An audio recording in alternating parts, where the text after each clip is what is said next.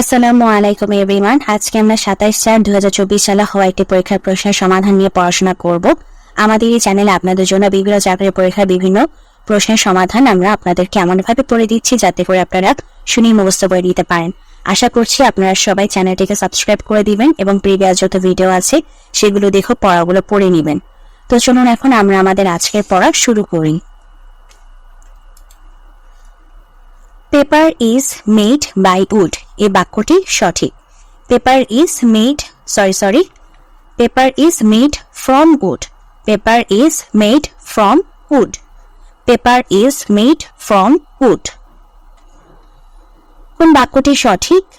He asked me if I had passed. He asked me if I had passed. He asked me if I had passed. I could not convince him of his mistake. I could not convince him of his mistake. I could not convince him of his mistake. You must adhere to your principle. You must adhere to your principle. You must adhere to your principle. She prides herself on her beauty. She prides herself on her beauty. She prides herself on her beauty.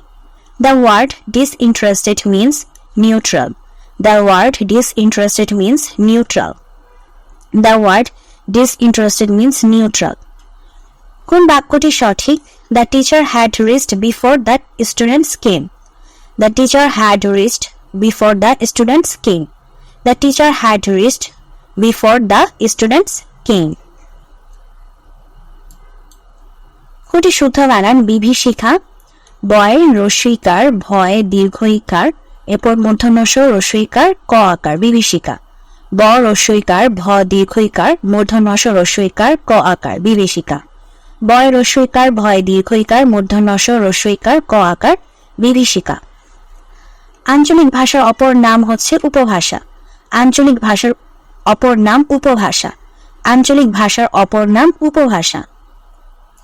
যার কোনো কিছু থেকেই ভয় নেই, এর এক কথায় প্রকাশ হচ্ছে অকুত ভয়। যার কোনো কিছু থেকেই ভয় নেই, এর এক কথায় প্রকাশ অকুত ভয়। যার কোনো কিছু থেকেই ভয় নেই, এর এক কথায় প্রকাশ অকুত ভয়। ঋজু শব্দের বিপরীত শব্দ হচ্ছে বাঁকা। ঋজু শব্দের বিপরীত শব্দ বাঁকা। ঋজু শব্দের বিপরীত শব্দ বাঁকা। বিস্ময় এবং সংশয় এর বিপরীত শব্দ কোনটি? প্রত্যয়। বিস্ময় এবং সংশয় এর বিপরীত শব্দ হচ্ছে প্রত্যয়। বিস্ময় ও সংশয় এর বিপরীত শব্দ প্রত্যয়। অসমাপ্ত আত্মজীবনী কার রচিত গ্রন্থ? শেখ মুজিবুর রহমান। অসমাপ্ত আত্মজীবনী কার রচিত গ্রন্থ? শেখ মুজিবুর রহমান। 1971 সালে মুক্তিযুদ্ধকালে বাংলাদেশে কয়টি সামরিক সেক্টরে বিভক্ত করা হয়েছিল? 11টি। 1971 সালে মুক্তিযুদ্ধকালে বাংলাদেশকে কয়টি সামরিক সেক্টরে বিভক্ত করা হয়েছিল? 11টি। বাংলাদেশ জাতিসংঘের 136তম সদস্য। বাংলাদেশ জাতিসংঘের 136তম সদস্য। বাংলাদেশ জাতিসংঘের 136তম সদস্য। যে রোগে শরীরের রোগ প্রতিরোধ ক্ষমতা ধ্বংস হয়? এইডস। যে রোগে শরীরের রোগ প্রতিরোধ ক্ষমতা ধ্বংস হয়? এইডস। যে রোগে শরীরের রোগ প্রতিরোধ ক্ষমতা ধ্বংস হয়? এইডস। মুজিবনগরে গণপ্রজাতন্ত্রী বাংলাদেশ সরকারের প্রথম অস্থায়ী সরকার শপথ গ্রহণ করে কত তারিখে? 17 এপ্রিল। মুজিবনগরে গণপ্রজাতন্ত্রী বাংলাদেশ সরকারের প্রথম অস্থায়ী সরকার শপথ গ্রহণ করে কত তারিখে? 17 এপ্রিল। বঙ্গবন্ধু 7 মার্চের ভাষণকে ইউনেস্কো কত তারিখে বিশ্ব প্রামাণ্য ঐতিহ্য হিসেবে স্বীকৃতি দান করে? 30 অক্টোবর। বঙ্গবন্ধু 7 মার্চের ভাষণকে ইউনেস্কো কত তারিখে বিশ্ব প্রামাণ্য ঐতিহ্য হিসেবে স্বীকৃতি দান করে? 30 অক্টোবর। বঙ্গবন্ধু 7 মার্চের ভাষণকে ইউনেস্কো কত তারিখে বিশ্ব প্রামাণ্য ঐতিহ্য হিসেবে স্বীকৃতি দান করে? 30 অক্টোবর। বাংলাদেশের সর্বোচ্চ ভবন কোনটি? City centre Bangladesh. বাংলাদেশের সর্বোচ্চ ভবন হচ্ছে সিটি সেন্টার বাংলাদেশ। বাংলাদেশের সর্বোচ্চ ভবন সিটি সেন্টার বাংলাদেশ। বাংলা ভাষাকে কোন দেশ তাদের দ্বিতীয় রাষ্ট্রভাষা হিসেবে মর্যাদা দিয়েছে? Sierra Leone. বাংলা ভাষাকে কোন দেশ তাদের দ্বিতীয় রাষ্ট্রভাষা হিসেবে স্বীকৃতি দিয়েছে? Sierra Leone. আচ্ছা, ওয়াসা এর ফুল অ্যাব্রিভিয়েশন হচ্ছে Dhaka water supply and sewerage authority. ওয়াসা এর ফুল অ্যাব্রিভিয়েশন হচ্ছে Dhaka water supply and sewerage authority.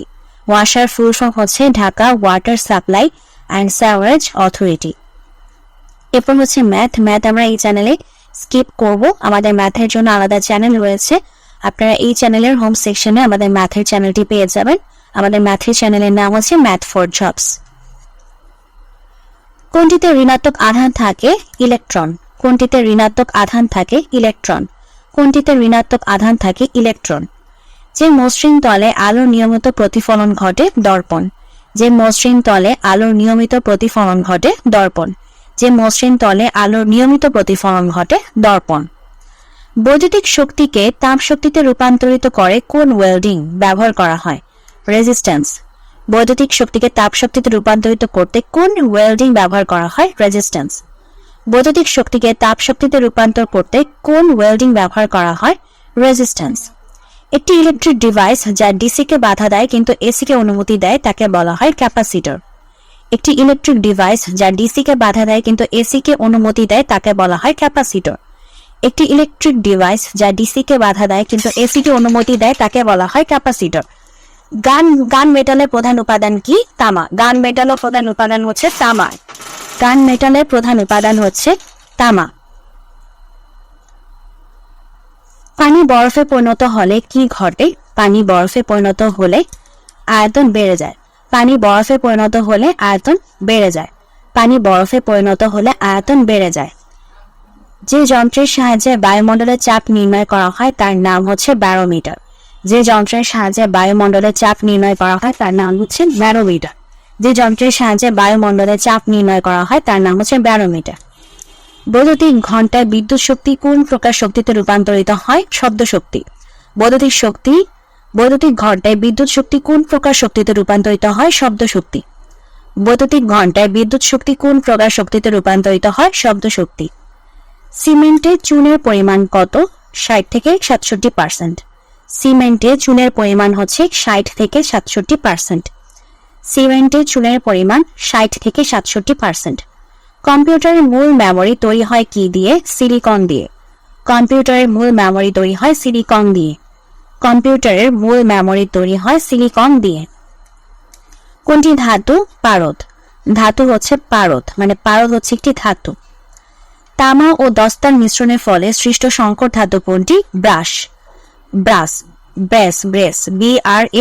Brace. তামা ও দস্তার মিশ্রণের ফলে সৃষ্ট সংকর ধাতু হচ্ছে ব্রেস। ব্রেস। তামা ও দস্তার মিশ্রণের ফলে সৃষ্ট সংকর ধাতু হচ্ছে ব্রেস।